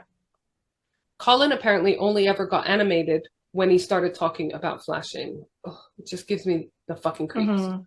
Colin was 27 at the time that he was charged with 2 murders and 2 indecent assaults. I hope this term isn't still in use, because basically it was rape on the other girls. One was in 1979, and actually I don't think he raped her. I think it was a sexual assault. And in 85, do you remember the hairdresser that I mentioned? Yeah. The girl in 1979 was a girl he abducted who managed to get away, luckily. There were crowds outside the court when Colin was brought to court for trial. And they were shouting at him that he was a murderer. And he said, yeah, that's right. I hate him. So like Ted Bundy, he kind of was reveling in it. Yeah. Colin claimed he strangled the 2 girls to protect his identity. Actually, sorry, to be honest, like a lot of them, even what's his name, Richard Ramirez, they love the notoriety. They yeah, it's some of the appeal, right? Colin claimed he strangled the two girls to protect his identity, but actually the Crown rejected this, saying it was part of his perverted sadism, that was part of the act that he enjoyed. Going to go back to Derek Pierce, remember the inspector who got in a bit of trouble on his own? It was an altercation between him and the woman that he was dating. I don't know if they were dating or whether he was just pursuing her, but there was an altercation. He was summoned to court about the alleged attack on the PC. There was also another charge against him for dangerous driving at this point. He was driving home a colleague who was drunk, and the drunk friend apparently grabbed the wheel and like swerved the car. But all charges were dropped. So just a little aside. I couldn't leave it out because it's about one of the major police officers in the case. On the 22nd of January, 1988, so like almost 3 years after Dawn Ashworth was murdered and almost 5 years after Linda Mann was murdered, Colin was sentenced and the family of the two murdered girls were there. Colin said he was guilty of the two murders and to an indecent assault and conspiracy to pervert the course of justice for getting Ian Kelly to take the blood test for him, but he pleaded not guilty to the kidnap of the girl that he abducted. He gets a double life sentence for the murders and 10 years for each rape and 3 years for each sex assault and 3 years for getting Ian to do the blood test for him. So I worked this out to be 29 years plus 2 life sentences. But I was wrong. I was probably wrong anyways. But it was decided that the terms would run concurrently, meaning at the same time. What? So that, in my mind, that means cancels each other out. If you commit 10 rapes or you commit 1, you serve the same amount of time. Yeah. Because you're serving the same sentence. Was that commonplace at that time? Was that a normal thing to do? It happens. I've heard it happen multiple times. I don't get it. I just feel like they should be added on to each other. Yeah, because otherwise it cancels each other out. Yeah, it just... They're not serving time for a lot of those crimes. And there's no regard for the fact that these are escalating as well. I don't know. It's just fucking awful. And also, he was not given a minimum term, which means he could have been released within 10 years. The public, the press, and the police were all outraged, as you can imagine.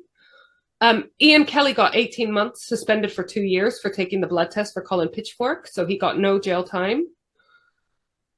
Dawn Ashworth's mother, Barbara, believed that if he had... This is such an interesting point, right? Because Colin pleaded guilty. Dawn Ashworth's mother, Barbara, believes that if he had actually gone to trial, if he pleaded not guilty and gone to trial, then people would have heard the full extent of his evil activities, and maybe the sentencing would have been more harsh. Isn't that so interesting? Yeah. That, like, the fact that he pleaded guilty means a lesser sentence, possibly. The families wanted to bring back the death penalty, and so did the public, now that DNA would prove outright guilt, in theory. I can't blame them, to be honest, because that's a fucking ridiculous sentence.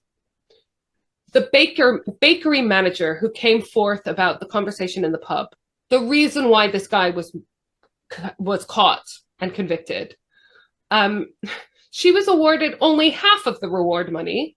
The other half was not awarded to anyone. And again, to that, I ask, why the fuck not? This woman... Yeah, without her coming forward. Yeah, I mean, it would have still been an unsolved case. Like, Colin was cleared. As far as the police knew, he'd taken a blood test. It was physically impossible for him to have been the murderer. So without that woman, that fucking legend, we'll call her what it is. Anyway, during this investigation, Leicestershire Constabulary and the Forensic Science Service took blood and saliva samples from over 5,500 local men during the course of the investigation. So that was the biggest blooding ever. Colin Pierce. No, that's not what I was going to say. Kathleen and Eddie had actually moved away from the village area during all this, but they moved back after Colin was jailed. And that's the end. Just kidding! Oh, God, okay. Does it end with some positives? No. So that's where the book ends, because it ends a couple of years after the trial. But it's sadly not the end of the Colin Pitchfork story. Oh, God. In prison, Colin was on good behavior, in quotation marks, and he got a degree and became an expert in transcription of printed music into Braille. I feel like this guy should have had all privileges taken away from him. You know what? I'm all for rehabilitation in prison, and I think other countries have much better systems than here for doing that, especially because without rehabilitation, the chances of reoffending are much higher, but some people don't deserve any good to happen to them. I know, and I know. And what he was doing sounded fun. I know what he was doing sounded fucking amazing in terms of the transcription. Yeah, I don't even know that you could transcribe music into Braille. And I was a music teacher, didn't know that. So it's really, I don't know, it's a gray line, isn't it? But anyways, he regularly appealed for parole, but was always rejected. The families of the victims obviously opposed his release. We're going to fast forward to April 2016. And Colin is refused parole again, but he is moved to an open prison. What does that mean? That he gets day release? It's thought that he was moved to HM Prison Layhill in Gloucestershire because he had been seen around Bristol. Imagine. Do you know what? Once a sex offender and a murderer, always a sex offender and a murderer. Do you know what I mean? I don't think, well, in fact, we know because it's a combination of nature and nurture and your brain, like something to do with the prefrontal cortex, that there's certain things that you can't fucking rehabilitate. Yeah. Well, do you want to know who was responsible for this move of Colin Pitchfork to an open prison? Who? The guy who had an affair with the woman. I've called this section More Reasons to Hate Michael Gove. Oh, for fuck's sake. Oh, Jesus. That's not a name I expected to hear after I left teaching. Okay. Yeah. So Michael Gove, who fucked teachers over multiple times over and the education system as a whole. We don't have time to get into that, but he did. No, but I do have a little anecdote. I remember I worked for a head who was knighted sir, who announced to us in our staff meeting once that we would be very privileged to receive a visit from Michael Gove to the school. Thankfully, it never happened, but I wouldn't call it a privilege if it did. Anyway, tell me the rest. So Michael Gove was the Justice Secretary at the time, so he approved the transfer of Colin Pitchfork to an open prison. And to that I say, hashtag fuck the Tories. Jesus. How the fuck would you ever think that's a good idea? How would you look at this case? What we know about sex offenders, how is that a good idea? I don't know. And this was 2016, so we had a lot of the information we have now. Okay, so now fast forward, it doesn't get better, to 2021. So this is very, very recent. Colin challenged his sentencing and was granted parole in June 2021 and released on license on the 1st of September 2021. Okay, so 1st of September 2021, he's released. He was recalled for breaching his license conditions by approaching young women while on walks in November. Fucking precisely. 2021. So fucking less precisely. Than 2 months. He cannot behave for less than 2 months. I don't think anyone, apart from maybe Michael Gove, is surprised by this. Do you remember Detective Chief Superintendent David Baker, one of the first on the scene of the Linden Man murder? Yeah. Mm-hmm. He says that Colin is a psychopath and it will never be safe to release him. And to be honest, we have enough evidence and enough case studies to know that people who commit certain crimes reoffend. And also, I think if you, sorry, I don't believe in the death penalty, but I do think if you've murdered someone and if you've murdered multiple people, then you spend the rest of your life in jail. Yeah. So I don't even know why any of this is an issue. And I feel the same about sex offenders. Yeah, same. Because they will reoffend, and that's it. They will reoffend. I like, honestly, DM me if I'm wrong. Because I fucking swear that, you know, I would love to hear a case study of a sex offender who was fully rehabilitated. Yeah. Yeah. Send us that. We would love to hear about it. Yeah. Okay. I'm going to end on a final terrifying note. Do you remember I said we're going to have to record an update before this goes out? Oh, yeah. Tell me. Because in December, 2022, this month, the parole board are going to consider his release again. I just don't even know why this is a conversation that happens. So fingers crossed that they reject his application for parole because of what happened. I'm happy for my taxes to be paying for him to be in jail. Please keep him in jail. Please. Yeah. I will pay you extra.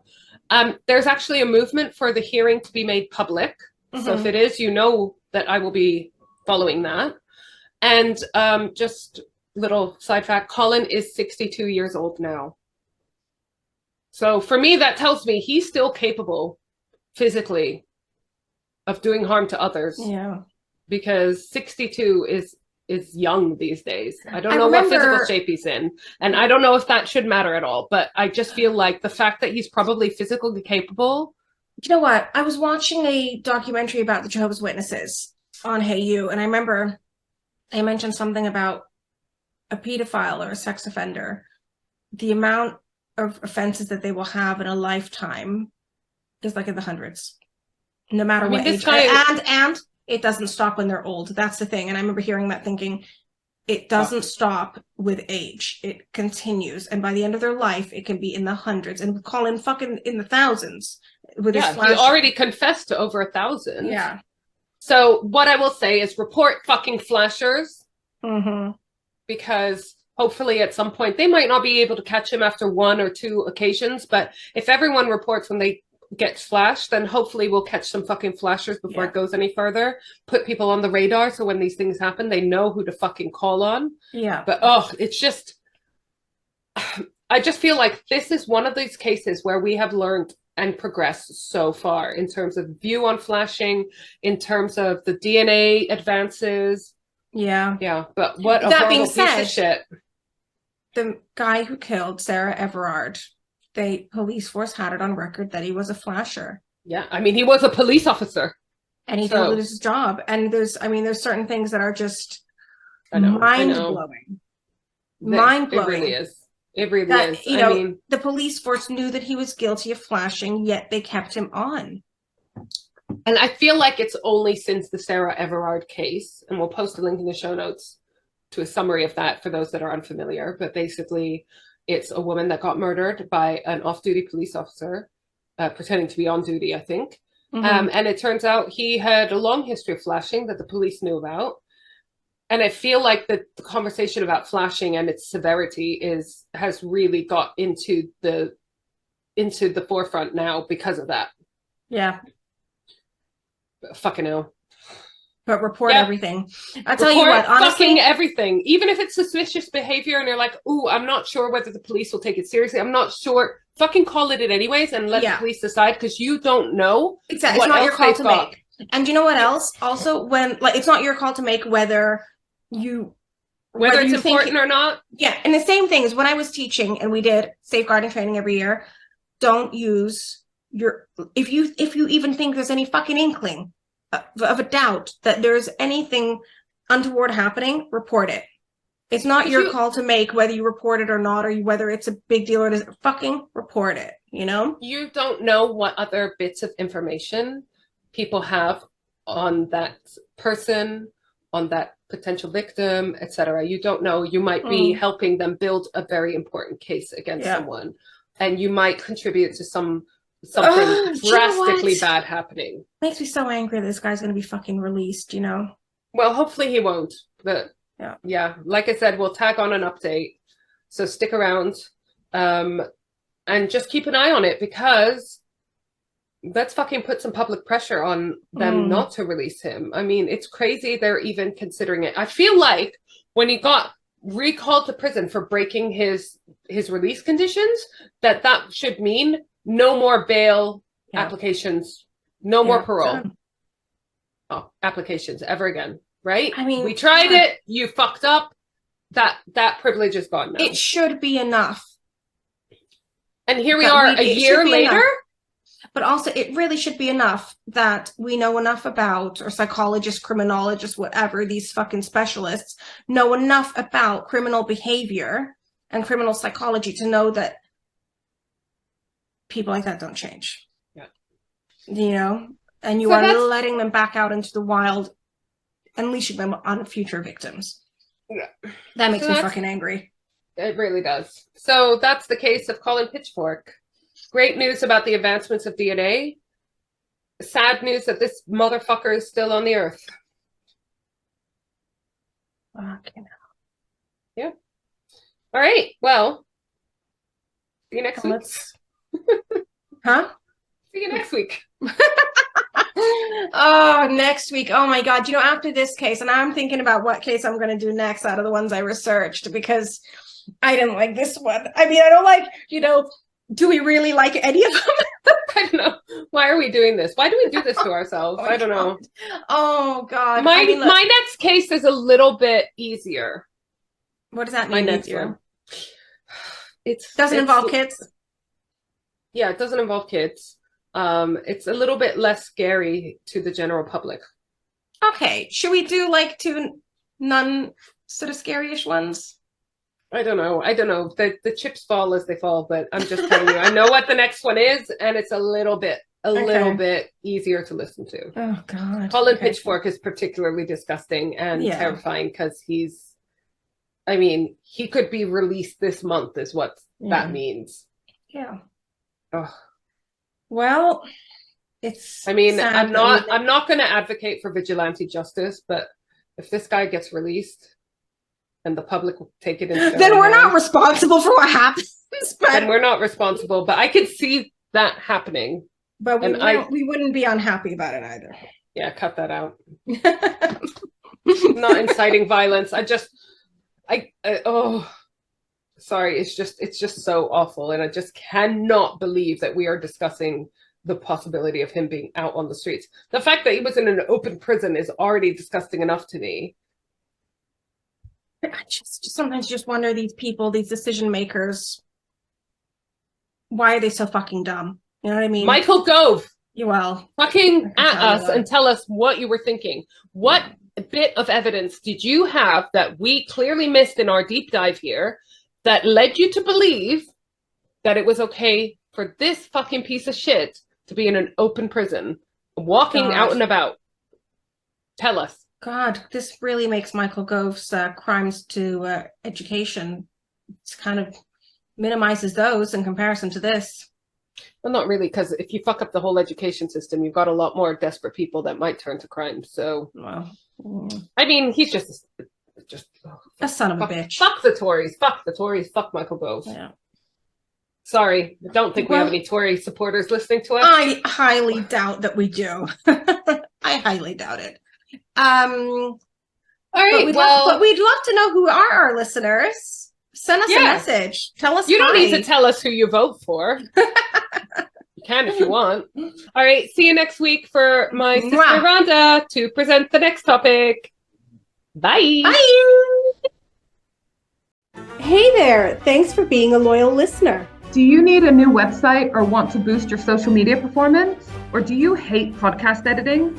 You've tried optimizing your website and social media channels, but you're still not getting the listeners, downloads, and engagement you want? We, the Safie sisters, love helping people with tasks that they hate. We know a thing or two about podcasts, websites, and social media, and we love working with other podcasters and business owners. So why not head over to switchbladesisterssocialclub.com and go to our Work With Us section. We believe in collaboration over competition. A rising tide raises all ships. Bye!